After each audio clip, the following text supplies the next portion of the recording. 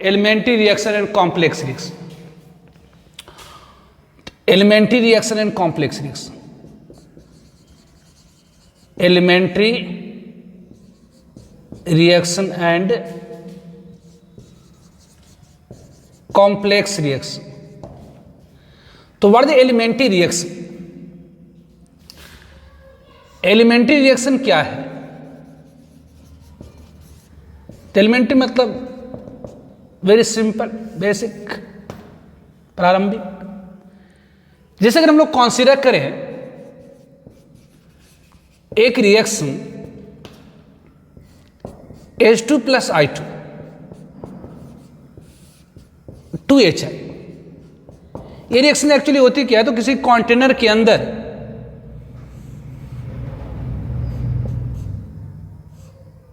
यदि आप हाइड्रोजन ले लीजिए और आयोडीन ले लीजिए, किसी कंटेनर के अंदर अगर हाइड्रोजन ले लीजिए और आयोडीन ले लीजिए, और यदि ये हाइड्रोजन आयोडीन की मॉलिक्यूल प्रॉपर ओरिएंटेशन मतलब सही दिशा में आमने सामने टकराता है, तो क्या होती है? तो हाइड्रोजन हाइड्रोजन, आयोडीन आयोडीन के बीच में बॉन्ड की ब्रेकिंग हो जाएगी और नई बॉन्ड हाइड्रोजन आयोडीन के बीच में मेकिंग हो जाएगी। और किसी कंटेनर के अंदर हाइड्रोजन आयोडीन को आप रख दीजिए, हाइड्रोजन आयोडीन की मॉलिक्यूल सही डायरेक्शन में सही एनर्जी के साथ अगर टकराए तो हाइड्रोजन हाइड्रोजन के बीच की जो बॉन्ड है वो ब्रेक कर जाएंगी, आयोडीन आयोडीन की जो बॉन्ड है ब्रेक कर जाएंगी और नई बॉन्ड हाइड्रोजन आयोडीन के बीच में बन जाएंगी। मतलब HI बन गया आपका। तो यहां पर रिएक्शन एक स्टेप में हो गई, मतलब रिएक्टेंट की मॉलिक्यूल आपस में टकराई, पुराने बॉन्ड टूट गए, नए बॉन्ड बन गए तुरंत। It is single step reaction. एक ही स्टेप में रिएक्टेंट, ये आपकी रिएक्टेंट हो गई, ये आपकी प्रोडक्ट हो गई, और इसे हम लोग कहते हैं ट्रांजिशन स्टेट, और ये क्या होगी? Transition state. इसे हम लोग कहते हैं ट्रांजिशन स्टेट। तो obviously what is elementary reaction? Elementary reaction क्या है? तो ऐसी केमिकल रिएक्शन जिसमें रिएक्टेंट एक ही स्टेप में कन्वर्ट हो जाता हो प्रोडक्ट में, that is called elementary reaction. तो एलिमेंट्री रिएक्शन क्या है?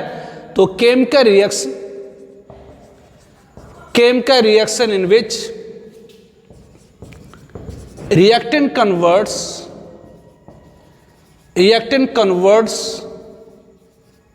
into product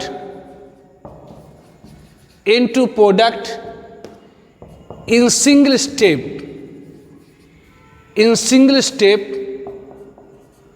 is called elementary reaction।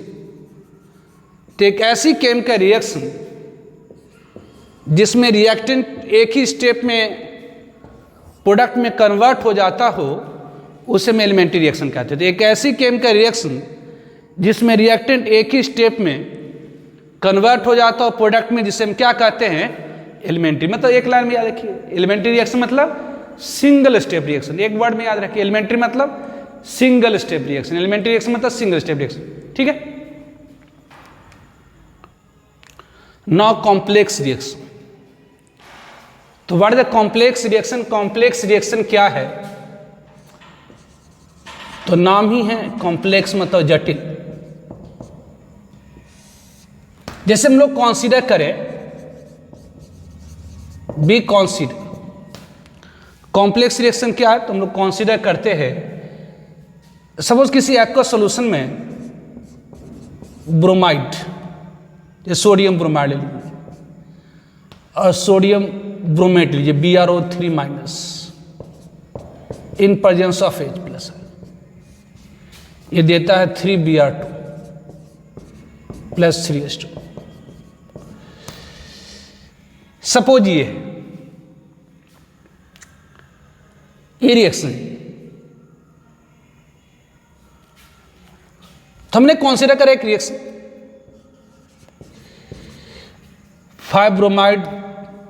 एक ब्रोमेटान 6H+ मिलकर के ये प्रोडक्ट दे रहा। अब यहाँ पर देखिए रिएक्टेंट में कुल कितने पार्टिकल्स है। पार्टिकल मतलब कहने का मतलब यहाँ पर आयंस हो गया। रिएक्टेंट पार्टिकल कहने का मतलब रिएक्टेंट में मौजूद एटम, मॉलिक्यूल और आयन। रिएक्टेंट पार्टिकल से मतलब होता है रिएक्टेंट में मौजूद एटम, मॉलिक्यूल और आयन। तो यहाँ पर कितने पार्टिकल्स हो गए, तो 5 ब्रोमाइड, एक ब्रोमेट और एक 6H+।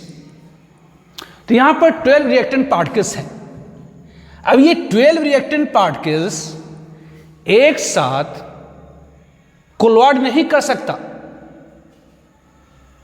तो जब एक साथ कोलवाड नहीं कर सकता, इसका मतलब एक ही स्टेप में प्रोडक्ट में कन्वर्ट नहीं हो सकता।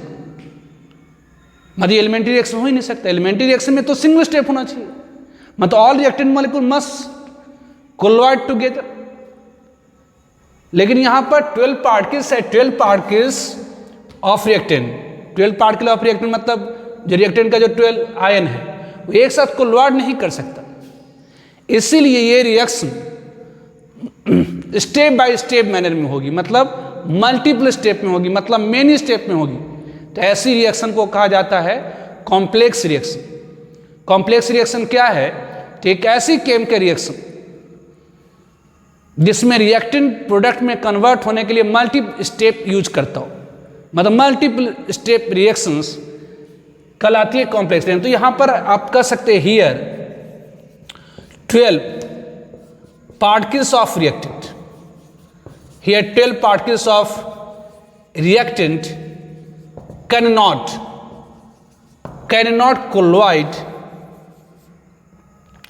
colloid together. So this reaction, इसलिए जो रिएक्शन होगी will take place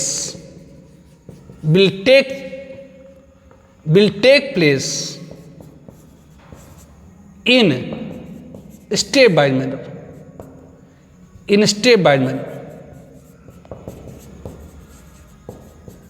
और कह सकते हैं इन मल्टीपल स्टेप,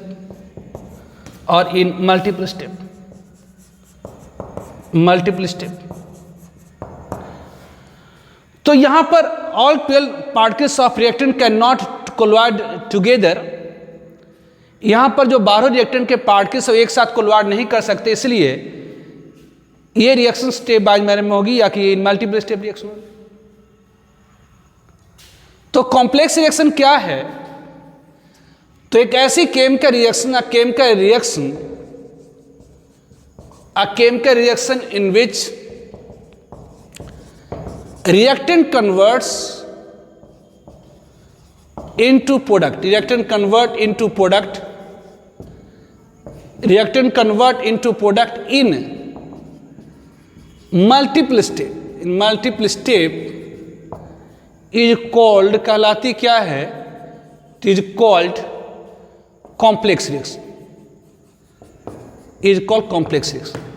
तो एक ऐसी केमिकल रिएक्शन जिसमें रिएक्टेंट मल्टीपल स्टेप में कन्वर्ट होता प्रोडक्ट में, उसे हम कहते हैं कॉम्प्लेक्स रिएक्शन। उसे क्या कहते हैं, कॉम्प्लेक्स रिएक्शन कहते हैं। तो जो कॉम्प्लेक्स रिएक्शन होती है वह सीक्वेंस होती है, एक सीरीज होती है एलिमेंट्री स्टेप की, मतलब बहुत सारा एलिमेंट्री स्टेप से बनता है क्या, कॉम्प्लेक्स रिएक्शन। तो ध्यान रखेंगे, a complex reaction is sequence of elementary steps, या elementary reaction of elementary steps या रिएक्शन कीजिए। तो जो कॉम्प्लेक्स रिएक्शन होता है एक सीक्वेंस होता है, मतलब 1 by 1 है ना, ऑफ एलिमेंट्री स्टेप, मतलब एक एलिमेंट्री स्टेप, दूसरा फिर एलिमेंट्री स्टेप है ना, फिर तीसरा एलिमेंट्री स्टेप, मतलब एक एलिमेंट्री स्टेप में एक प्रोडक्ट मिलेगा, फिर दूसरा एलिमेंट्री स्टेप में बनेगा, फिर तीसरा स्टेप में बनेगा। तो जो कॉम्प्लेक्स रिएक्शन होती है वो क्या होती है, तो सीक्वेंस होती है किसकी, तो एलिमेंट्री स्टेप की। ध्यान रखें, कौन सी रिएक्शन एलिमेंट्री होगी, कौन सी कॉम्प्लेक्स, ये देख के हम लोग नहीं बता पाते। जैसे याद आप तो ऐसे ही बता दिया, तो यहाँ तो दिख रहा था, लेकिन कौन सी रिएक्शन एलिमेंट्री होगी पर्टिकुलरली, इसको आप देख कर नहीं बता सकते, it is based on experimental data. तो ध्यान रखेंगे, नोट, नोट मतलब ध्यान रखेंगे, विच रिएक्शन विल एलिमेंट्री और complex, which reaction will elementary और complex determined experimentally, determined experimentally. तो कौन सी रिएक्शन एलिमेंट्री होगी, कौन सी कॉम्प्लेक्स, ये डिटरमाइंड होता है कैसे, तो एक्सपेरिमेंटली। तो बस एक लाइन में याद रखिए, एलिमेंट्री मतलब सिंगल स्टेप रिएक्शन, कॉम्प्लेक्स मतलब मल्टीपल स्टेप रिएक्शन। एलिमेंट्री मतलब सिंगल स्टेप रिएक्शन, कॉम्प्लेक्स मतलब multiple step reaction. Complex reaction में क्या होगा, तो बहुत सारा एलिमेंट्री स्टेप होगा, ठीक है। कौन सी एलिमेंट्री होगी, कौन सी कॉम्प्लेक्स, उसे आप एक्सपेरिमेंटली डिटरमाइन कर सकते हैं, मतलब एक्सपेरिमेंटल डेटा के आधार पर। Now molecularity of reaction. तो what is the molecularity of reaction? Molecularity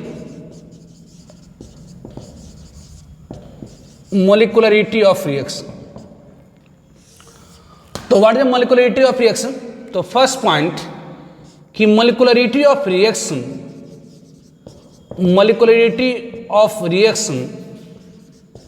defined for elementary reaction, मतलब elementary step के लिए, for elementary reaction और elementary step के लिए। तो molecularity of reaction defined elementary reaction के लिए, एलिमेंट्री स्टेप के लिए, कॉम्प्लेक्स रिएक्शन के लिए नहीं। यस, कॉम्प्लेक्स रिएक्शन में अलग अलग स्टेप के लिए आप मोलिकुलरिटी डिफाइन कर सकते हैं, लेकिन as a whole complex reaction के लिए मोलिकुलरिटी डिफाइंड नहीं होती है। कॉम्प्लेक्स रिएक्शन में अलग अलग स्टेप की आप मोलिकुलरिटी डिफाइन कर सकते हैं, लेकिन होल रिएक्शन की नहीं। तो molecularity of reaction only defined for elementary reaction, elementary step. It has no meaning for complex, no whole complex reaction के लिए। complex reaction में अलग अलग स्टेप के लिए डिफाइन कर सकते हैं। तो molecularity of reaction simply defined for elementary reaction, ध्यान रखेंगे, molecularity of reaction defined for elementary reaction। तो ये क्या होती है, molecularity होती क्या है, तो defined as, ये defined by, तो number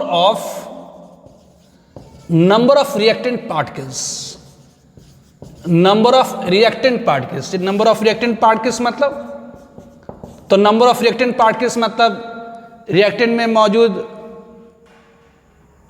molecule या atom, या reactant particles मतलब that is molecule, atom और ion which must collide together, या must collide simultaneously together before conversion into product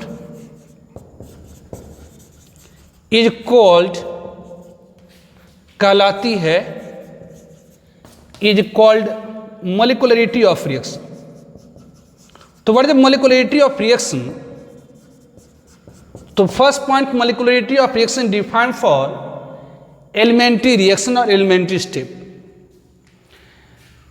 it has no meaning for complex reaction, और complex reaction लिए इसका कोई मतलब नहीं होता। कॉम्प्लेक्स रिएक्शन में अलग अलग स्टेप के लिए आप मोलिकुलरिटी डिफाइन कर सकते, लेकिन as a whole complex reaction के डिफाइन नहीं कर सकते। तो molecularity of reaction defined for elementary reaction और एलिमेंट्री स्टेप, ये होता क्या है, तो नंबर ऑफ रिएक्टेंट पार्टिकल्स,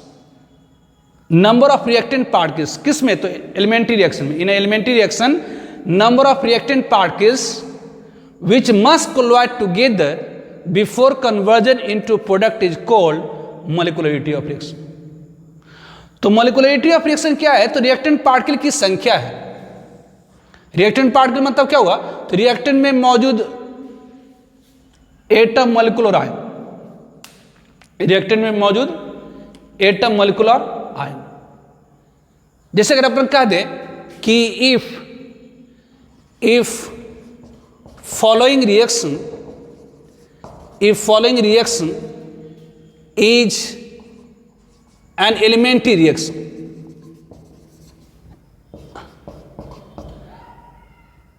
जैसे अगर मान लेते हैं कि PCl5 gas PCl3 gas plus Cl2 gas,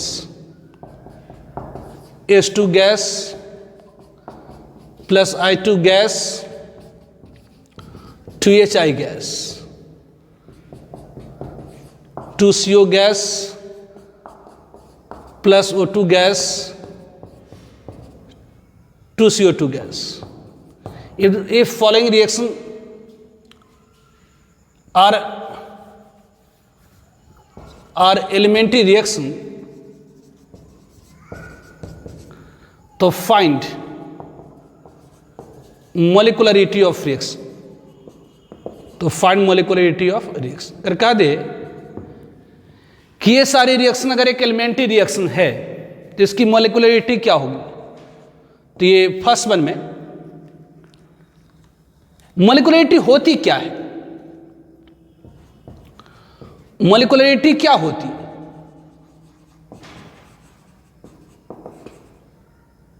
तो मोलिकुल की संख्या होती है. एक्चुअली मोलिकुलरिटी क्या होती है, तो मोलिकुल की संख्या, रिएक्टेंट मोलिकुल की संख्या होती है. एक्चुअली ये ना नंबर ऑफ रिएक्टेंट पार्टिकल्स, मतलब रिएक्टेंट में मौजूद मोलिकुल, ज़्यादा मोलिकुल नहीं होता, एटम और आयन. तो number of reactant particles, reactant particle मतलब क्या, तो रिएक्टेंट मौजूद मोलिकुल्स, एटम और आयन जो एक साथ कोलॉइड करता है before conversion into product is called molecularity of reaction. Molecularity of reaction क्या है, तो नंबर ऑफ रिएक्टेंट पार्टिकल्स है, मतलब रिएक्टेंट में मौजूद मोलिकुल. मोलिकुलरिटी मतलब मोलिकुल, रिएक्टेंट मोलिकुल्स. लेकिन ध्यान रखें मोलिकुलरिटी डिफाइंड सिर्फ है किसके लिए, एलिमेंट्री रिएक्शन के लिए. तो मोलिकुलरिटी ऑफ रिएक्शन क्या है, तो number of reactant particles which must colloid together before conversion into product is called molecularity of reaction. यदि ये सारी रिएक्शन एलिमेंट्री रिएक्शन है तो इसकी मोलिकुलरिटी क्या होगी, इसके रिएक्टेंट में एक है तो 1. ऑब्वियसली इसके रिएक्टेंट में कितना मोलिकुल है, तो एक हाइड्रोजन की मोलिकुल, एक आयोडीन की मोलिकुल, तो मोलिकुलरिटी हो जाएगी 2. यहाँ पर रिएक्टेंट में कितना मोलिकुल इन्वॉल्व है, तो ऑब्वियसली ये 2CO की मोलिकुल, एक O2 की, तो मोलिकुलरिटी हो जाएगी 3. तो मोलिकुलरिटी क्या है, तो नंबर ऑफ मोलिकुल्स है किसके, तो रिएक्टेंट की. मोलिकुलरिटी मतलब नंबर ऑफ मोलिकुल्स. किसी भी एलिमेंट्री रिएक्शन में रिएक्टेंट में जितनी मोलिकुल होगी, किसी भी एलिमेंट्री रिएक्शन में रिएक्टेंट में जितनी भी मोलिकुल होगी, मोलिकुल या एटम हो सकता है या आयन हो सकता है, तो रिएक्टेंट में किसी एलिमेंट्री रिएक्शन के रिएक्टेंट में जितनी भी मोलिकुल होगी, किसी एलिमेंट्री रिएक्शन के रिएक्टेंट में जितनी भी मोलिकुल होंगी, या मोलिकुल या एटम और आयन, उसी की संख्या क्या कहेगी, तो मोलिकुलरिटी. तो मोलिकुलरिटी क्या है, तो number of reactant particles which must colloid together before conversion into product is called molecularity of reaction. अगर ये सारी एलिमेंट्री रिएक्शन है तो इसकी मोलिकुलरिटी 1, इसकी मोलिकुलरिटी 2, इसकी मोलिकुलरिटी 3. ध्यान दीजिए, यदि किसी रिएक्शन की मोलिकुलरिटी 1 होती है तो उसे कहते हैं यूनिमोलिकुलर रिएक्शन. इसे क्या कह देंगे, तो यदि किसी रिएक्शन की मोलिकुलरिटी 1 है तो उसे कहा जाता है यूनिमोलिकुलर रिएक्शन. Unimolecular reaction. अगर किसी रिएक्शन की मोलिकुलरिटी 2 है तो उसे कहते हैं बायमोलिकुलर रिएक्शन. अगर किसी रिएक्शन की मोलिकुलरिटी 3 है तो उसे कहा जाता है ट्राइमोलिकुलर रिएक्शन. तो यदि किसी रिएक्शन की मोलिकुलरिटी 1 है तो उसे कहा जाता है यूनिमोलिकुलर रिएक्शन. यदि किसी रिएक्शन की मोलिकुलरिटी 2 है तो उसे कहा जाता है बायमोलिकुलर रिएक्शन. और यदि किसी रिएक्शन की मोलिकुलरिटी 3 है तो उसे कहा जाता है ट्राइमोलिकुलर रिएक्शन. ट्राइमोलिकुलर रिएक्शन. ध्यान दीजिए, molecularity of reaction will always a whole number, मतलब 1, 2, 3, नेवर बी फ्रैक्शन और 0. तो मोलिकुलरिटी ऑफ रिएक्शन हमेशा क्या होगी, तो होल नंबर होगी और कभी भी फ्रैक्शन और निगेटिव नहीं होगी. तो नोट, ध्यान दीजिए, नोट मतलब ध्यान रखना है कि देखिए ऑर्डर ऑफ रिएक्शन 0 भी हो सकती है, निगेटिव भी हो सकती है, फ्रैक्शन भी हो सकती है, लेकिन molecularity of reaction, molecularity of reaction, molecularity of reaction will always, molecularity of reaction will always whole number, whole number and never be fraction, negative और जीरो। जबकि ऑर्डर ऑफ रिएक्शन क्या होगी? ऑब्वियसली ऑर्डर ऑफ रिएक्शन क्या होगी? Order of reaction क्या होगी? Order of reaction क्या होगी? ऑर्डर ऑफ रिएक्शन क्या होगी? तो निगेटिव भी हो सकती है, जीरो भी हो सकती है और फ्रैक्शन भी हो सकती है। तो molecularity of reaction will always whole number. Molecularity of reaction हमेशा क्या होती है? तो होल नंबर होती है, कभी भी फ्रैक्शन नेगेटिव और जीरो नहीं होती है। Molecularity of a reaction generally do not exceed 3। Molecularity of reaction 3 से ज़्यादा जनरली नहीं होती। मोलिकुलरिटी ऑफ रिएक्शन जनरली 3 से ज़्यादा नहीं होती, क्योंकि 3 से ज़्यादा मोलिकुल को एक साथ कोलॉइड करना वेरी रेयर होता है, मतलब नहीं के बराबर होता है। इसीलिए जो मोलिकुलरिटी ऑफ रिएक्शन है वो जनरली 3 से ज़्यादा नहीं होती। तो ध्यान रखेंगे, एक बार जे में पूछा था इसको कि molecularity of reaction do not exceed 3 because there is rare chance to collide more than 3 particles simultaneously.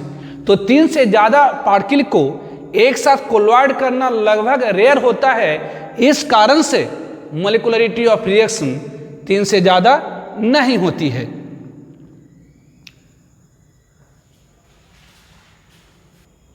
तो नोट ध्यान रखें, नेक्स्ट नोट कि molecularity of reaction generally do not exceed 3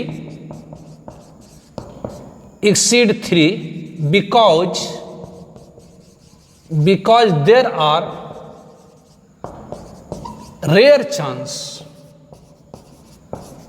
or no chance, there are rare chance to colloid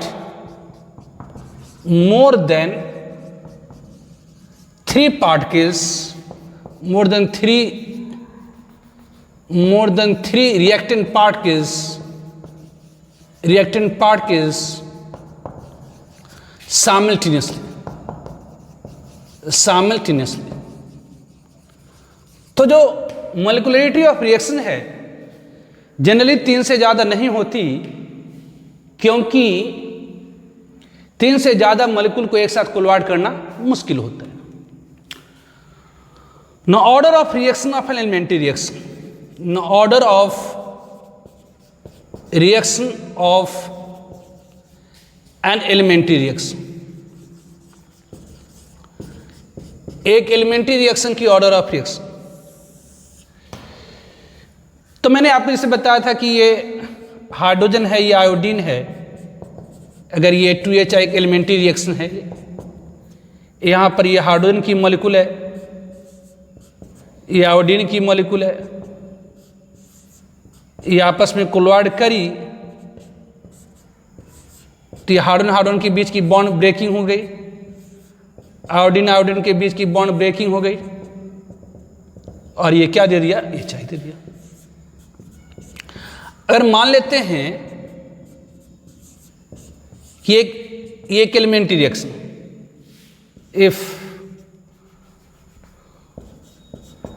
the reaction, अगर ये reaction elementary reaction, अगर ये एक elementary reaction, कौन सी रिएक्शन एलिमेंट्री होगी ये डिटरमाइन होता है एक्सपेरिमेंटली। तो एक्सपेरिमेंटली ये एलिमेंट्री रिएक्शन। तो यदि एक एलिमेंट्री रिएक्शन है तो एलिमेंट्री रिएक्शन मतलब सिंगल स्टेप रिएक्शन, मतलब एक ही स्टेप में रिएक्टेंट कन्वर्ट होकर प्रोडक्ट में चला गया। तो एलिमेंट्री रिएक्शन में जितना भी रिएक्टेंट होगा, एलिमेंट्री रिएक्शन में जितने भी रिएक्टेंट होंगे वो सारे के सारे, एलिमेंट्री रिएक्शन में जितने भी रिएक्टेंट होंगे वो सारे के सारे इन्वॉल्व होंगे ट्रांजिशन स्टेट में। ट्रांजिशन स्टेट मतलब वो अवस्था जिस पर रिएक्टेंट कन्वर्ट होकर प्रोडक्ट में जा रहा है।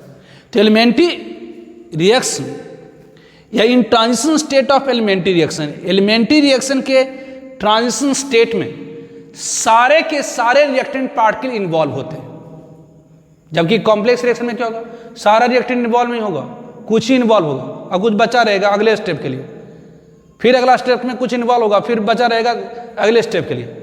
तो एलिमेंट्री रिएक्शन में क्या होती है, तो रिएक्टेंट में जितने भी मॉलिक्यूल है, जितने भी पार्टिकल्स हैं, वो सारे के सारे मौजूद हैं किस में, तो ट्रांजिशन स्टेट में, मतलब वह अवस्था जहां पर रिएक्टेंट कन्वर्ट होकर के प्रोडक्ट में जा रही है। तीन transition state of in transition state of elementary reaction, elementary reaction के ट्रांजिशन स्टेट में सारे के सारे रिएक्टेंट पार्टिकल्स इन्वॉल्व होते हैं।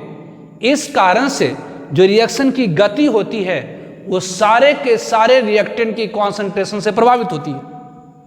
मतलब ऐसी रिएक्शन की जो ऑर्डर ऑफ रिएक्शन होगी वह, मतलब ऐसी रिएक्शन की जो रेट ऑफ रिएक्शन होगी वो डायरेक्टली प्रोपोर्शनल होगी किसके, तो कॉन्सेंट्रेशन ऑफ ऑल रिएक्टेंट। तो ध्यान रखिए, तो order of reaction of elementary reaction, तीन transition state of elementary reaction, ये एलिमेंट्री रिएक्शन का ट्रांजिशन स्टेट है। तीन transition state of elementary reaction in transition state of elementary reaction, in transition state of elementary reaction, elementary reaction के transition state में क्या है, तो all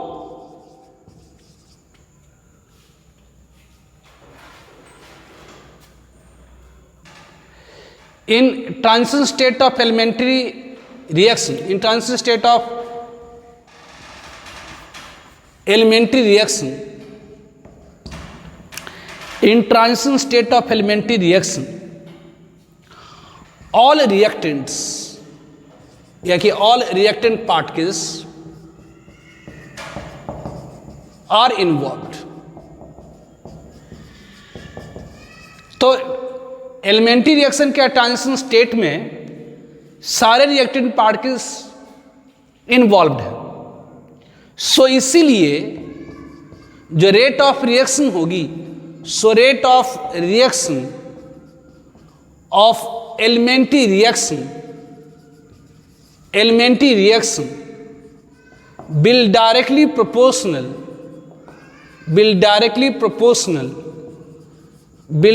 proportional to concentration, directly proportional to concentration of reactant of elementary reaction। तो elementary reaction के transition state में, elementary reaction के transition state में, एलिमेंट्री रिएक्शन के ट्रांजिशन स्टेट में सारे रिएक्टेंट के पार्ट के, सारे रिएक्टेंट के मॉलिक्यूल्स इन्वॉल्व्ड है। तो अगर सारे रिएक्टेंट की मॉलिक्यूल्स इन्वॉल्व है यहां पर, मतलब जो अभिक्रिया की गति होगी, रिएक्टेंट की प्रोडक्ट की तरफ जाने की गति होगी, वह सारे रिएक्टेंट के कॉन्सेंट्रेशन के ऊपर डिपेंड करेगी। सो इसीलिए जो order of an elementary reaction, order of an elementary reaction, इसे order of reaction of elementary reaction equal होती है किसके, तो मॉलिक्यूलरिटी ऑफ रिएक्शन के। तो ध्यान रखिएगा इसको कि ऑर्डर ऑफ एलिमेंट्री रिएक्शन क्या होती है, बस इतना ही काफी है याद रखना कि order of reaction of elementary reaction क्या होती है, तो मॉलिक्यूलरिटी ऑफ रिएक्शन के बराबर होती है। तो order of reaction of an elementary reaction, एक एलिमेंट्री रिएक्शन की जो ऑर्डर ऑफ रिएक्शन होगी वो मॉलिक्यूलरिटी के बराबर होगी। जैसे अगर H2 + I2 2H दे रहा, ये अगर यदि यह एक एलिमेंट्री रिएक्शन है तो यहां पर जो ऑर्डर ऑफ रिएक्शन होगी किसके, तो order of reaction with respect to hydrogen, order of reaction with respect to hydrogen, order of reaction with respect to hydrogen कितनी होगी, तो 1 हो जाएंगे। उस तरह से order of reaction with respect to iodine, iodine के रिस्पेक्ट में ऑर्डर ऑफ रिएक्शन कितनी हो जाएगी, तो 1 हो जाएगी। और ओवरऑल ऑर्डर ऑफ रिएक्शन कितना हो जाएगा, तो 2 हो जाएगा। तो ये इंपॉर्टेंट पॉइंट है, इसको आप ध्यान रखेंगे कि order of reaction of elementary reaction equal होती है किसके, तो मोलिकुलरिटी ऑफ रिएक्शन की। Order of reaction of elementary reaction, एक एलिमेंट्री रिएक्शन की जो ऑर्डर ऑफ रिएक्शन होती है वो मोलिकुलरिटी ऑफ रिएक्शन के बराबर होती है। क्यों? क्योंकि एलिमेंट्री स्टेप के ट्रांजिशन स्टेट में, in transition state of elementary reaction all reactant are involve. Elementary reaction के ट्रांजिशन स्टेट में सारा रिएक्टेंट आया हुआ होता है, मतलब रिएक्शन की जो गति है, रिएक्टेंट की प्रोडक्ट की तरफ जाने की जो गति है वो सारे रिएक्टेंट के कॉन्सेंट्रेशन के ऊपर डिपेंड कर जाता है। इसका मतलब ऐसी रिएक्शन की जो रेट होगी वो डायरेक्टली प्रोपोर्शनल होगी कॉन्सेंट्रेशन ऑफ ऑल रिएक्टेंट। मतलब सिंपल याद रखिए, order of an elementary reaction equal होती है किसके? मोलिकुलरिटी ऑफ रिएक्शन के। ठीक है, जैसे अगर ये एलिमेंट्री रिएक्शन है तो H2 के रिस्पेक्ट में ऑर्डर ऑफ रिएक्शन 1 हो जाएगी, एवडिड के रिस्पेक्ट में ऑर्डर ऑफ रिएक्शन 1 हो जाएगी, और ओवरऑल कितना हो जाएगा? तो 2 हो जाएगी। Now pseudo first order reaction. तो सूडो फर्स्ट ऑर्डर रिएक्शन क्या है? Pseudo first order reaction, pseudo मतलब छद्म, झूठा, सूडो मतलब छद्म, झूठा, झूठा फर्स्ट ऑर्डर, वो ऐसा रिएक्शन जो फर्स्ट ऑर्डर का है ही नहीं लेकिन दिखा रहा कि फर्स्ट ऑर्डर का है, तो झूठा फर्स्ट ऑर्डर। तो बी कॉन्सीडर, हम लोग कॉन्सीडर करते हैं an elementary second order reaction. जैसे मान लेते हैं ए है और बी है, एक एलिमेंट्री रिएक्शन है, ये प्रोडक्ट दे रहा है। Let at T equal to 0, मान लेते हैं शुरुआत में टी इक्वल टू 0 को पढ़ते हैं क्या? इनिशियली शुरुआत में ए की कॉन्सेंट्रेशन 0.1 मोल पर लीटर मान लेते हैं अपने मन से, और बी की कॉन्सेंट्रेशन मान लेते हैं 55.5 मोल पर लीटर। ठीक है, ये 0 है। तो मान लेते हैं कि शुरुआत में ए की कॉन्सेंट्रेशन 0.1 मोल पर लीटर है और बी की कॉन्सेंट्रेशन 55.5 मोल पर लीटर है। अब रिएक्शन हो रही है। मानते कुछ समय के बाद इसकी कॉन्सेंट्रेशन आधी हो गई, 0.05 मोल पर लीटर हो गई। अब जरा देखिए, कोफिशिएंट के अनुसार यहाँ 1 मोल ए की जाएगा तो 1 मोल बी की भी जाएगा, 2 मोल ए की जाएगा तो 2 मोल बी की भी जाएगा, 3 मोल ए की जाएगा तो 3 मोल बी की भी जाएगा, 4 मोल ए की जाएगा तो 4 मोल बी की जाएगा। 0.05 अगर ए की गई है तो इसका भी 0.05 जाएगा, मतलब ये बच कितना आएगा? तो 5.45 बच गया जी। नहीं, 0.1 में से अपन ने क्या माना कि 0.05 प्रोडक्ट में चली गई तो बच गया 0.05 दिस वन।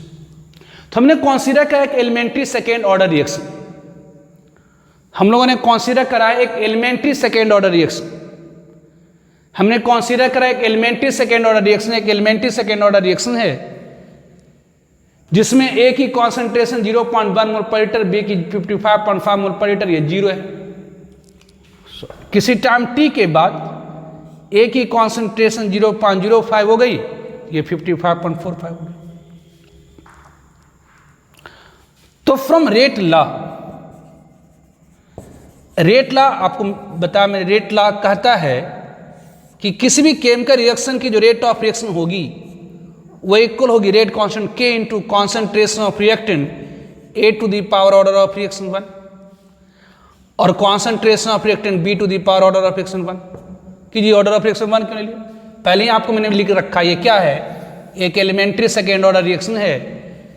तो एलिमेंट्री रिएक्शन के भी जस्ट और बताया मैंने आपको, एलिमेंट्री रिएक्शन की जो ऑर्डर ऑफ रिएक्शन होती है मोलिकुलरिटी के बराबर होती है। मतलब अगर ये एक एलिमेंट्री रिएक्शन हमने मान रखा है कि यदि एक एलिमेंट्री रिएक्शन है तो यहाँ कोएफिशिएंट 1 है, मतलब ए के रिस्पेक्ट में ऑर्डर ऑफ रिएक्शन 1 हो जाएगी और बी के रिस्पेक्ट में भी ऑर्डर ऑफ रिएक्शन 1 हो जाएगी। क्यों?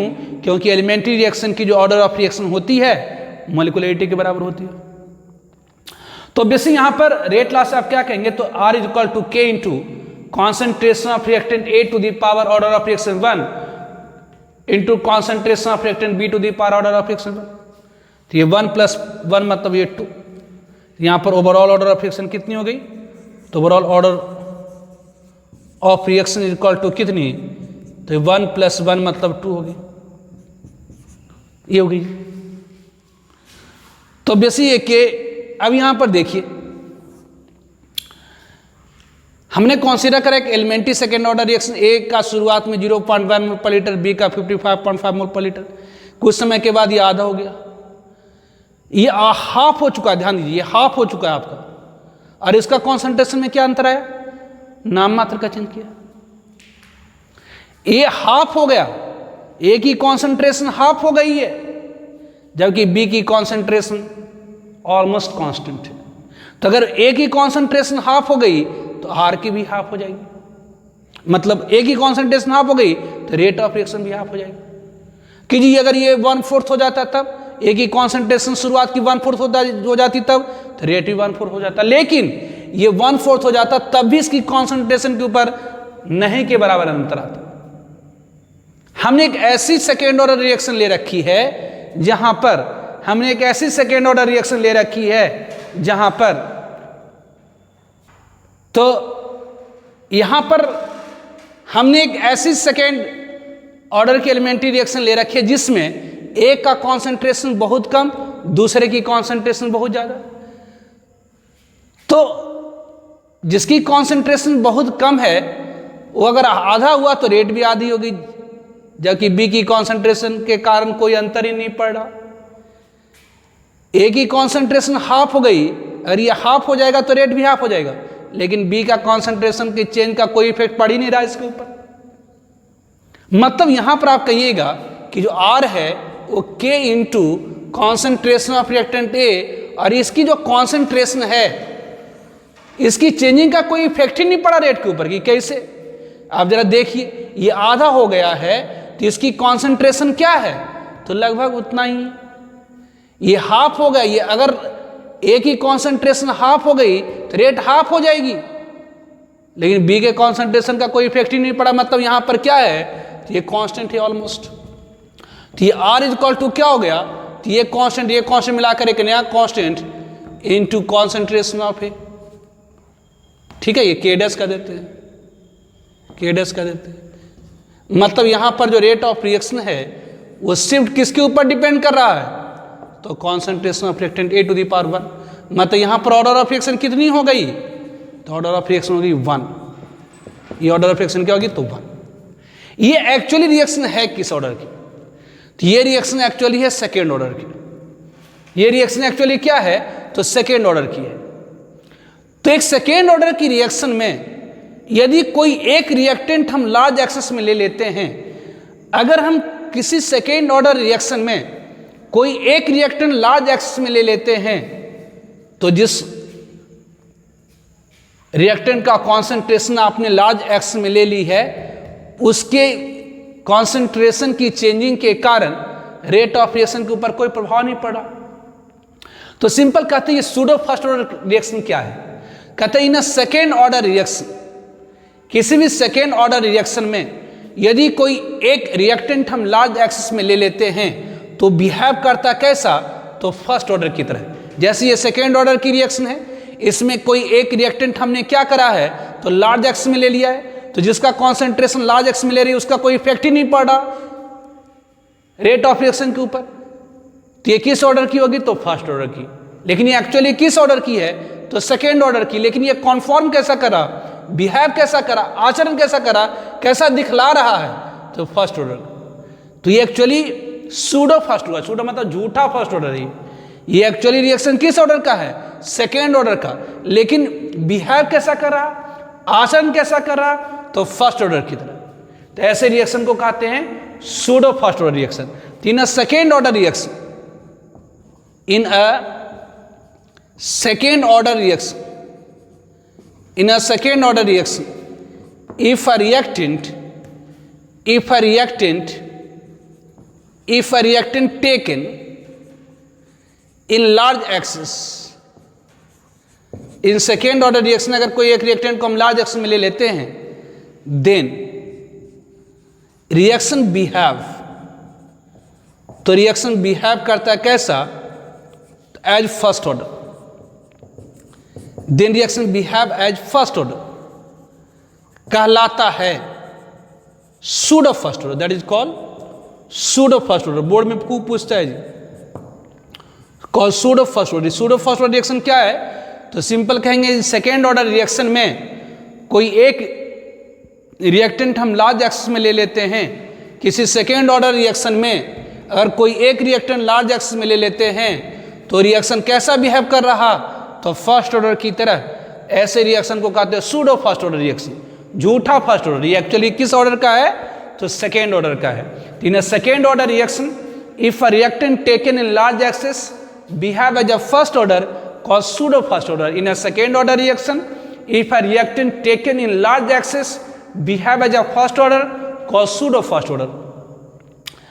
तो आज हम लोग इसे इतना ही पर रहने देते हैं। एक और है इसके अंदर बेसिक चीजें, that is determination of order of reaction from given reaction mechanism. दिए गए रिएक्शन मैकेनिज्म से ऑर्डर ऑफ रिएक्शन की डिटर्मिनेशन। ठीक है, देते हैं।